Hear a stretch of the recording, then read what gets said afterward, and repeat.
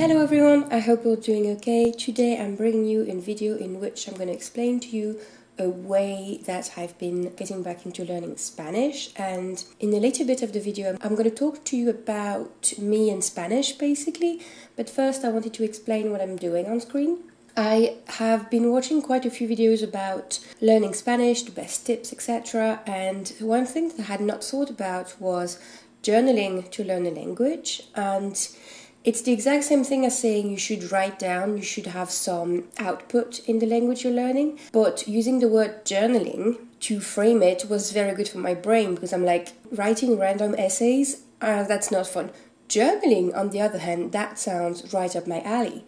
And so I needed a notebook for it, but I wasn't going to buy one, especially as I had been to a fair. I got all this swag from companies, and I especially took the notebook because I wanted a notebook for Spanish.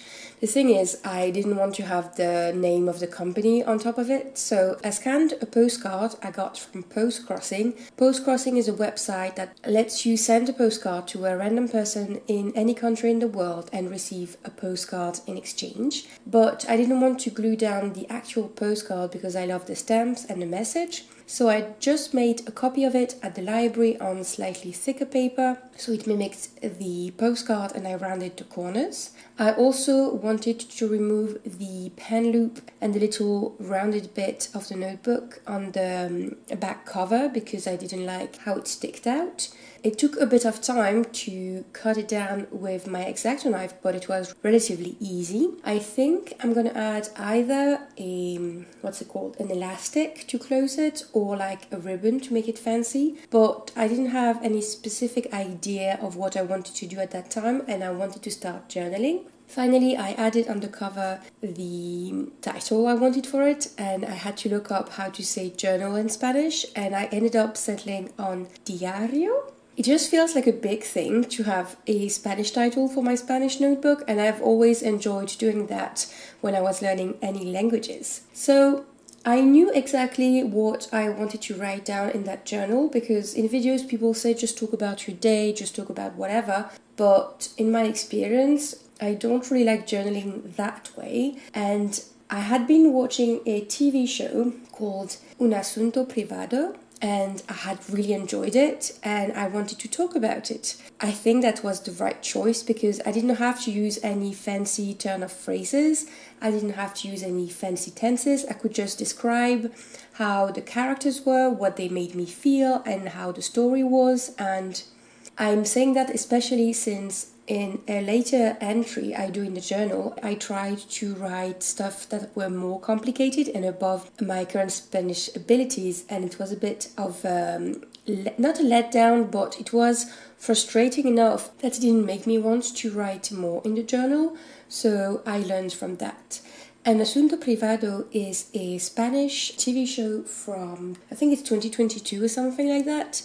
And it's centered around this woman from the upper class, and she's trying to be a detective in the 50s, basically, when women could not be detectives. And her butler is played by Jean Reno, a famous French actor, and I didn't know that when I started the show. It was so funny to hear him speak Spanish with his French accent because I could recognize his voice, and it was so motivating in a way to see him play his role in several episodes speaking Spanish.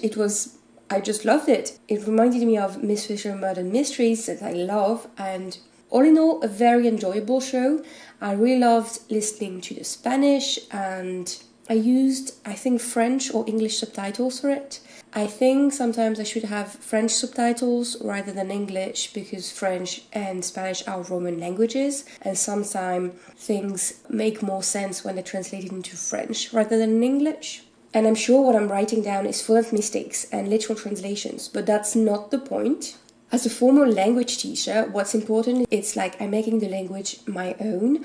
I am looking up words about the subjects that interest me. And after that, I wrote another entry about another series that I started. It's called La Casa de las Flores. And I had to reuse the same vocabulary I had used for An Asunto Privado. And it was so satisfying to see I would flip through back to the journal to take back some vocab words and some turn of phrases and reuse them, thus cementing their place in my mind. Journaling this little entry took about an hour, I think, but it went by so fast when I was doing it, and I felt so confident that I was able to write those sentences without stopping. And so the words I had to look for, I underlined in pink so I could write them down later in my vocabulary notebook.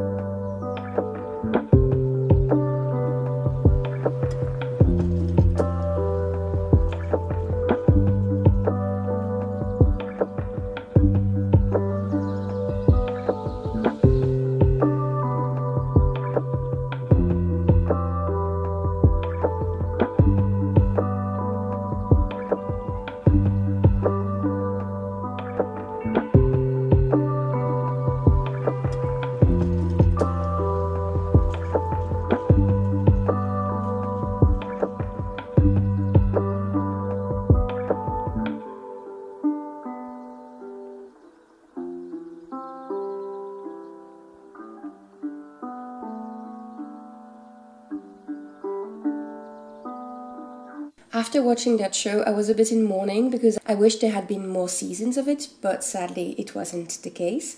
So I started looking for YouTube videos about subject that interested me because I tried just watching random Spanish videos, but the subject wasn't clicking with my brain, and I thought, let's be smarter than that and let's look up for reading journal videos in Spanish or tidying videos or stuff like that. And I ended up watching quite a few reading journal vlogs, etc. And as I was watching those videos, I wanted to write comments sometimes, but I wasn't exactly prepared to do it off the cuff. So I thought that's the perfect prompt to write in my journal. So I looked up the vocabulary I needed and wrote down a draft of the comments I wanted to post. In the description, I'll have a link to the videos I'm responding to. And those entries are super short, and you might think that this is not a lot to be doing to be learning a language. And I've seen a lot of videos about the most efficient way, the fastest way to learn a language, but I don't want to be the most efficient, the fastest. I just want to enjoy learning the language because learning a language has always fascinated me and I just enjoy doing it. I don't need to be learning 3 different languages at the same time.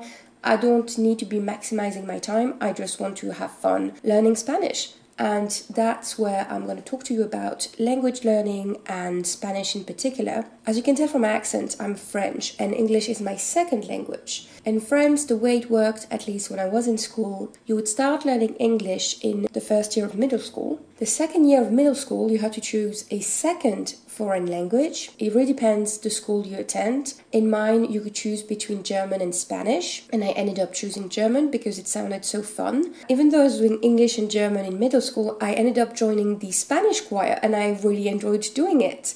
So when it came time to choose a high school, I opted for one where I could do Spanish as a third language. I remember it being difficult because it was my third language. I didn't have any experience with it apart from singing lyrics. Most of the kids in that class had previous experience with it, so it was a bit challenging, but I didn't know I remembered so much from my 3 years because when I started learning Spanish again, I would say 4 or 5 weeks ago, I remembered so much, and it's been 20 years since those Spanish high school lessons. So at university I studied English, but not literature, like the English language. And in French university, even when you're studying a language for your major, you have to take a second language to study, even if it's not for a lot of hours. I really have sometimes a one-track mind, and studying 2 languages at the same time at university did not really work for me. So anyway, for my 3rd year of university, I changed from Spanish to Old Icelandic. No transition, I just wanted to study the language that Tolkien studied because it sounded so interesting and I had so much fun studying Old Icelandic.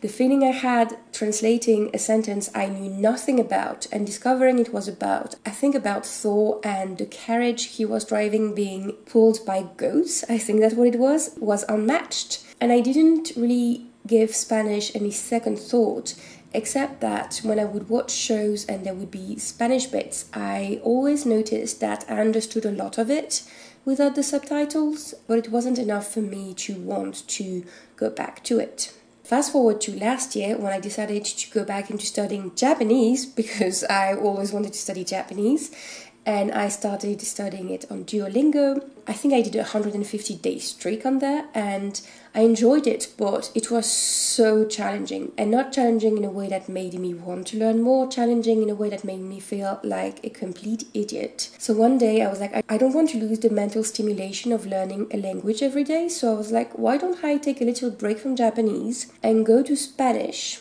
And I started doing the Spanish course on Duolingo, and I could pass so many exercises because I already had the basics that my confidence just shot up. And after a few days of doing it, I was already looking for videos to watch, TV shows, books to borrow from the library, and I haven't stopped since. So obviously it's only been a few weeks, but I've never been that engaged in learning another language since I started learning English. So I take it as a very good sign.